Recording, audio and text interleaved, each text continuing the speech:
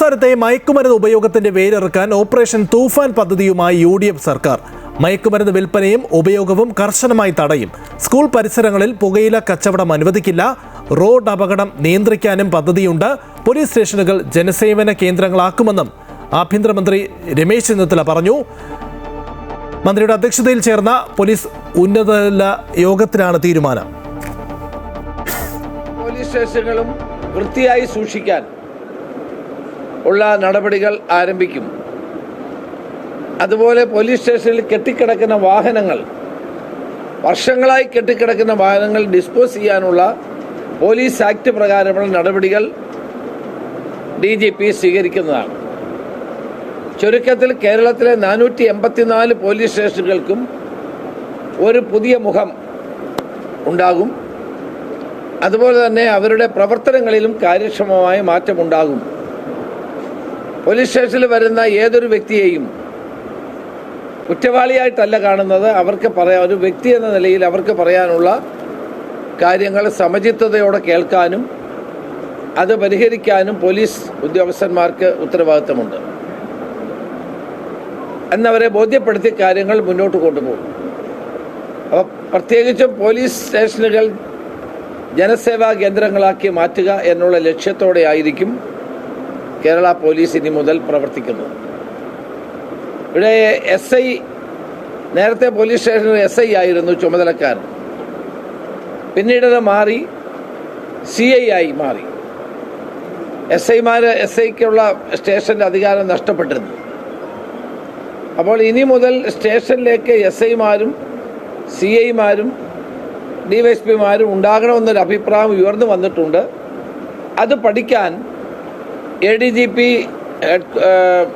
Headquarters ഉൾപ്പെടെയുള്ള അദ്ദേഹത്തിൻ്റെ നേതൃത്വത്തിൽ ഒരു 5-അംഗ ടീമിനെ ഇന്ന് DGP നിയോഗിച്ചിട്ടുണ്ട്.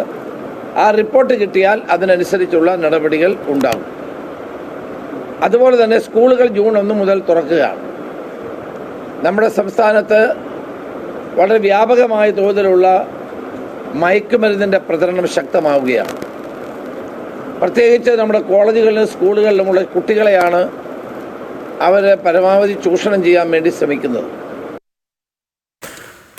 വിവരങ്ങളുമായി രജിത്ത് ചേരുകയാണ്. രജിത്ത്, യോഗത്തിന് ശേഷം അദ്ദേഹം മാധ്യമങ്ങളെ കണ്ടപ്പോൾ വളരെ നിർണായകമായിട്ടുള്ള തീരുമാനങ്ങൾ പ്രഖ്യാപിക്കുന്നു. ഏറ്റവും പ്രധാനപ്പെട്ട കാര്യം ലഹരി ഉപയോഗം പൂർണ്ണമായിട്ടും തടയുക, അതിൻ്റെ വേരിറക്കാനുള്ള നടപടികളുമായി സർക്കാർ മുന്നോട്ട് പോകും എന്നുള്ള കാര്യം പറയുന്നു. ഒപ്പം തന്നെ സ്റ്റേഷനുകളിൽ SIമാർക്കുള്ള ചുമതലയുമായി ബന്ധപ്പെട്ടുള്ള വിഷയങ്ങൾ പഠിക്കാൻ സമിതിയെ വയ്ക്കുന്നു. അങ്ങനെ നിരവധി കാര്യങ്ങൾ പറഞ്ഞു വെക്കുകയാണ്. എന്തൊക്കെയാണ് പ്രധാനമായും അദ്ദേഹം ചൂണ്ടിക്കാണിക്കുന്നത്? പറയുന്നു.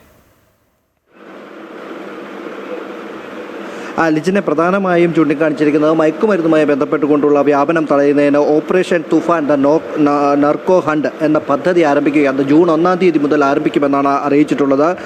കെമിക്കൽ നർക്കോട്ടിക്സ്, അതുപോലെ തന്നെ സിന്തറ്റിക് നർക്കോട്ടിക്, ഹൈബ്രിഡ് കഞ്ചാവ് തുടങ്ങിയവയുടെ സംസ്ഥാനത്തുള്ള വ്യാപനം തടയുന്നതിൻ്റെ ഭാഗമായി തന്നെയാണ് ഇവ നടപ്പാക്കുന്നത്, ഈ പദ്ധതി നടപ്പാക്കുന്നത്. അതിന് ഏത് രീതിയിൽ നടപ്പാക്കണമെന്നത് സംബന്ധിച്ച് വിശദമായൊരു ചർച്ച തന്നെ നടക്കേണ്ടതുണ്ട്. ഒപ്പം തന്നെയാണ് മറ്റ് സംസ്ഥാനങ്ങളിൽ നിന്നാണ് ഈ ഹൈബ്രിഡ് കഞ്ചാവ് ഉൾപ്പെടെയുള്ള അല്ലെങ്കിൽ ലഹരി മരുന്നുകൾ ഇങ്ങോട്ടേക്ക് എത്തുന്നത്. അവ തടയുന്നതിനായി ആ സംസ്ഥാനങ്ങളിലെ DGPമാരുമായി ചർച്ചകൾ നടത്തി അവരുമായി സഹകരിച്ചുകൊണ്ടുള്ള ഈ വ്യാപനം തടയുന്നതിനാവശ്യമായ നടപടികൾ സ്വീകരിക്കുമെന്നും അദ്ദേഹം വ്യക്തമാക്കിയിട്ടുണ്ട്. ഒപ്പം തന്നെ നിയമലംഘനം നടത്തുന്നവരെയും നിയമത്തെ വെല്ലുവിളിക്കുന്ന ആളുകളെയും വെറുതെ വിടുകയില്ല എന്ന നടപടിയും അദ്ദേഹം കൃത്യമായി തന്നെ വ്യക്തമാക്കുന്നു. ഒപ്പം തന്നെ സ്ത്രീകൾക്കും കുട്ടികൾക്കുമെതിരെ നടക്കുന്ന അതിക്രമങ്ങൾ ശക്തമായ നടപടി സ്വീകരിക്കുമെന്ന് അദ്ദേഹം വ്യക്തമാക്കി. ജനമൈത്രി പോലീസും സ്റ്റുഡൻസ് പോലീസ് കേഡറ്റും അതും ശക്തമാക്കുകയാണ്. ഒപ്പം തന്നെ ട്രാഫിക് റോഡ് അപകടങ്ങൾ കുറയ്ക്കുന്നതിനുള്ള പ്രത്യേക പദ്ധതി നടപ്പാക്കും. ഒപ്പം സൈബർ ക്രൈം അത് തടയുന്നതിനുള്ള പ്രത്യേക സംവിധാനം, അടിസ്ഥാന സൗകര്യങ്ങളുടെ അപര്യാപ്തത പോലീസിനുണ്ട്, അത് പരിഹരിക്കും എന്നാണ് അദ്ദേഹം വ്യക്തമാക്കിയിരിക്കുന്നത്. ഒപ്പം തന്നെ സോഷ്യൽ മീഡിയയിലൂടെ ആളുകളെ ആക്ഷേപിക്കുന്നതും വർഗീയ ചേരിതിരിവുണ്ടാക്കുന്ന നടപടികൾക്കെതിരെയും ശക്തമായ നടപടി ഉണ്ടാകും എന്ന കാര്യവും മന്ത്രി വ്യക്തമാക്കിയിട്ടുണ്ട്. ഒപ്പം ആലപ്പുഴയിലെ ഗവൺമെന്റ് മർദ്ദനവുമായി ബന്ധപ്പെട്ടുകൊണ്ട് റിപ്പോർട്ട് വന്നാൽ ആരായാലും അവർക്കെതിരെ ശക്തമായ നടപടി സ്വീകരിക്കുമെന്ന കാര്യം മറ്റൊരു കാര്യം കൂടി, അതായത് ആഭ്യന്തരമന്ത്രി ഇക്കാര്യങ്ങൾ വിശദീകരിക്കുമ്പോൾ മറ്റൊരു പ്രധാനപ്പെട്ട യോഗം, അതായത് KSRTCയിലെ സ്ത്രീകളുടെ സൗജന്യ യാത്രയുമായി ബന്ധപ്പെട്ടുള്ള വിഷയമാണ്. എന്തായാലും ഇന്ന് ഗതാഗത മന്ത്രിയെ സെക്രട്ടറിയും MDയും ഒക്കെ കണ്ടു എന്ന് മനസ്സിലാക്കുന്നു. തിങ്കളാഴ്ച ചേരുന്ന മന്ത്രിസഭാ യോഗത്തിൽ ഇതൊരു പ്രധാന ചർച്ചാ വിഷയമാകുമെന്ന് പ്രതീക്ഷിക്കാം, അല്ലേ? തീർച്ചയായും മന്ത്രിസഭാ യോഗത്തിൽ മന്ത്രിയെ ഗതാഗത വകുപ്പ് മന്ത്രിയുമായി ഇക്കാര്യത്തിൽ വിശദമായ ചർച്ച തന്നെ നടന്നിട്ടുണ്ട്. അത് അടുത്ത ദിവസം ചേരുന്ന മന്ത്രിസഭാ യോഗത്തിൽ ഇത് ഏത് രീതിയിൽ നടപ്പാക്കണമെന്നത് സംബന്ധിച്ചുകൊണ്ടുള്ള ഒരു പ്രഖ്യാപനം തന്നെ ഉണ്ടാവും. നേരത്തെ തന്നെ 15-ാം തീയതി ഈ പദ്ധതി നടപ്പാക്കുമെന്ന് മുഖ്യമന്ത്രി തന്നെ വ്യക്തമാക്കിയതാണ്. അതുകൊണ്ട് തന്നെ ഇനി അത് ഏത് രീതിയിലാണ് നടപ്പാക്കേണ്ടത്, എത്രത്തോളം നഷ്ടം കുറയ്ക്കത്തക്ക രീതിയിൽ നടപ്പാക്കുന്നതിന് എന്തെല്ലാം പദ്ധതികൾ ചെയ്യാൻ കഴിയുമെന്നത് സംബന്ധിച്ചുകൊണ്ടുള്ള ചർച്ചകളാണ് ഇന്നത്തെ യോഗത്തിൽ നടന്നിട്ടുള്ളത്.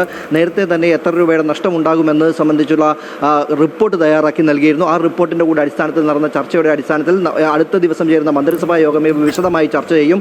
ചർച്ച ചെയ്തതിന് ശേഷമായിരിക്കും ഏത് രീതിയിൽ നടപ്പാക്കുന്നു എന്ന കാര്യം വ്യക്തമാക്കുക. അത് മന്ത്രിസഭാ യോഗത്തിന് ശേഷം മുഖ്യമന്ത്രി തന്നെ വ്യക്തമാക്കുകയും ചെയ്യും. ശരി, സംസ്ഥാനത്തെ മയക്കുമരുന്ന് നിയന്ത്രിക്കാൻ നിർണായക നീക്കവുമായി സംസ്ഥാന സർക്കാർ രംഗത്ത് വരുന്നു. അതോടൊപ്പം തന്നെ KSRTCയിലെ സൗജന്യ യാത്രയുമായി ബന്ധപ്പെട്ടുള്ള വിഷയത്തിൽ തിങ്കളാഴ്ച ചേരുന്ന മന്ത്രിസഭാ യോഗവും ചർച്ച ചെയ്യും. രജിത്താണ് വിവരങ്ങൾ നൽകിയത്.